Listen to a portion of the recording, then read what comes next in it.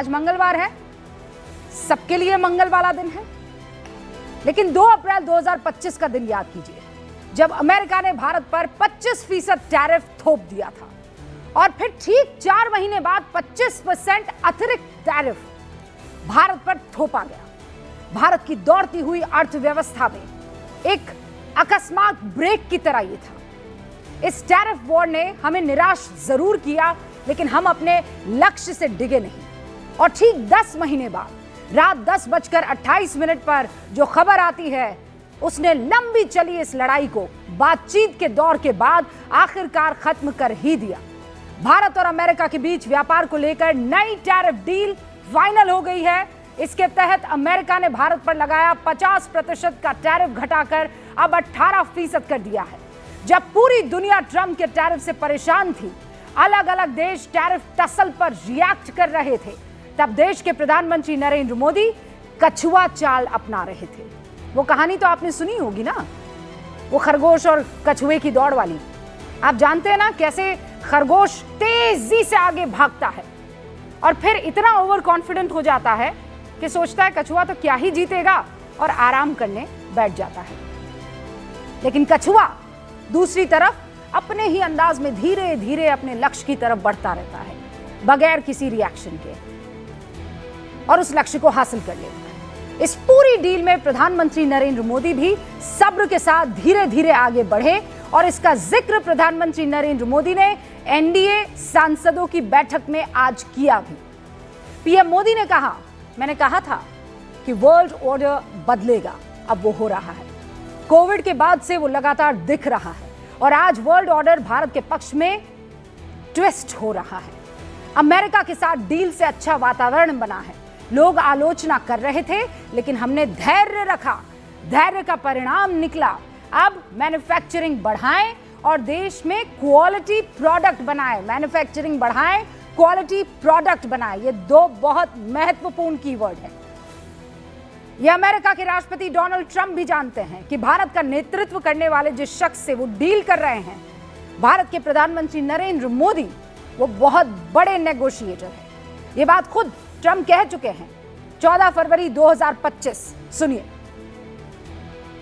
Mr. President, you spoke about Prime Minister Modi as a tough negotiator. Who was a tougher negotiator today and who has a better negotiating tactic when it comes to tariffs? Oh, he's a much tougher negotiator than me, and he's a much better negotiator than me. There's not even a contest.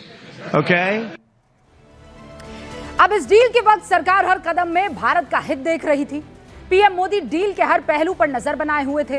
Bharat धैर्य से काम ले रहा था, लेकिन भारत में ही एक पक्ष वो भी था जिसका सब्र जवाब दे रहा था, जो जवाब मांग रहा था। देश के नेता प्रतिपक्ष राहुल गांधी भारत की अर्थव्यवस्था को, आप याद कीजिए, डेड इकोनॉमी बता रहे थे। अखिलेश यादव विदेश नीति को पूरी तरह से असफल बता रहे थे। कांग्रेस सांसद कार्ति चिदंबरम अमेरिका से रिश्ता टूटने की भविष्यवाणी तक कर चुके थे। कांग्रेस सांसद मनीष तिवारी सरकार को सीधे सीधे खड़े होकर रीढ़ की हड्डी दिखाने की नसीहत दे रहे थे। मतलब आप समझ रहे हैं, प्रेशर सिर्फ बाहर से नहीं था, घर के अंदर से भी था। जब तमाम बड़े नेता सवाल कर रहे थे, विदेश नीति पर सरकार को ललकार रहे थे, घेर रहे थे, तब भारत डक डिप्लोमेसी अपना रहा था। पता है ना डक डिप्लोमेसी क्या होती है? आपने तालाब में तैरती हुई बतख को देखा है? वो पानी के ऊपर एकदम शांति से आगे बढ़ती हुई दिखती है। आपको लगता है आराम से निकल रही है, बेपरवाह होकर, लेकिन पानी के नीचे उसके पैर लगातार काम करते रहते हैं। अफवाह लगातार वो दे रही होती है। टैरिफ डील पर अमेरिका के साथ मोदी सरकार ने भी इसी डक डिप्लोमेसी का सहारा लिया। रिएक्शन नहीं दिया, लेकिन एक्शन लगातार चलता रहा। इस एक्शन का पहला किरदार पीएम मोदी पूरी टीम को लीड कर रहे थे। दूसरा किरदार वाणिज्य और उद्योग मंत्री पीयूष गोयल, जो अमेरिका के साथ बातचीत का नेतृत्व कर रहे थे। तीसरा कैरेक्टर वित्त मंत्री निर्मला सीतारामन, जो अर्थव्यवस्था पर असर का आंकलन कर रही थी। फिर विदेश मंत्री एस जयशंकर सहयोगी देशों को विश्वास में रखकर विदेश नीति और कूटनीति संभाल रहे थे। वाणिज्य विभाग के पूर्व सचिव सुनील बर्थवाल, जो नेगोशिएशन टीम और मंत्रियों के बीच समन्वय बनाए हुए थे। वाणिज्य और उद्योग मंत्रालय के संयुक्त सचिव दर्पण जैन, जो ट्रेड डील के चीफ नेगोशिएटर थे। इस टीम वर्क का नतीजा क्या रहा? अमेरिका ने फौरन यानी तुरंत प्रभाव से न सिर्फ टैरिफ कम किया बल्कि एशिया के दूसरे देशों के मुकाबले अब भारत पर सबसे कम यानी 18% टैरिफ कर दिया है। मतलब म्यांमार पर 40%, चीन पर 34%, श्रीलंका, ताइवान, बांग्लादेश, वियतनाम पर 20%, इंडोनेशिया, मलेशिया, पाकिस्तान पर 19%, लेकिन भारत पर 18% टैरिफ। एक डील का ऐलान हुआ, इधर आधी रात से देश में दिवाली जैसा माहौल, लेकिन सवाल यह कि आखिर यह डील इतनी अहम क्यों है? भारत को इससे फायदा क्या होगा? अमेरिकी टैरिफ में कटौती, निर्यात को रफ्तार, IT, AI, pharma, engineering sector को बड़ा फायदा, ऑटो, मैन्युफैक्चरिंग और जेम्स ज्वेलरी एक्सपोर्ट को बढ़ावा, अमेरिकी बाजार में भारतीय कंपनियों की आसान एंट्री, टेक्नोलॉजी एक्सेस से मेक, डिजाइन और इनोवेट इन इंडिया मजबूत होगा। भारत की जीडीपी ग्रोथ में करीब 0.2 से 0.3% की बढ़ोतरी होगी, जिससे ये 7% के करीब पहुंच जाएगी। ग्रोथ का मौजूदा अनुमान 6.5% है और डील का असर शेयर मार्केट में देखने को भी मिला। एक झटके में निवेशकों को 20 लाख करोड़ का फायदा हो गया। डॉलर के मुकाबले रुपया मजबूत हुआ। व्यापार, बाजार, कारोबार, डील के बाद रौनक हर तरफ देखी जा रही है और ये कोई एग्जैजरेशन या अतिशयोक्ति अलंकार का मैं इस्तेमाल यहां पर नहीं कर रही हूं। ये सब कुछ हुआ है और आपकी आंखों के सामने हो रहा है। इतना सब होने के बावजूद विपक्ष को लगता है कि ये डील नहीं, सरेंडर है, किसानों के साथ धोखा है, जबकि सरकार विपक्ष पर राजनीति करने का आरोप लगा रही है।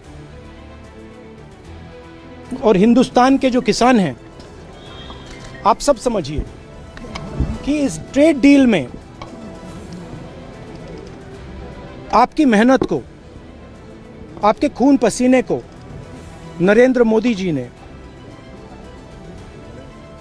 बेच दिया है और वो इसलिए बेचा है क्योंकि ये कॉम्प्रोमाइज्ड है।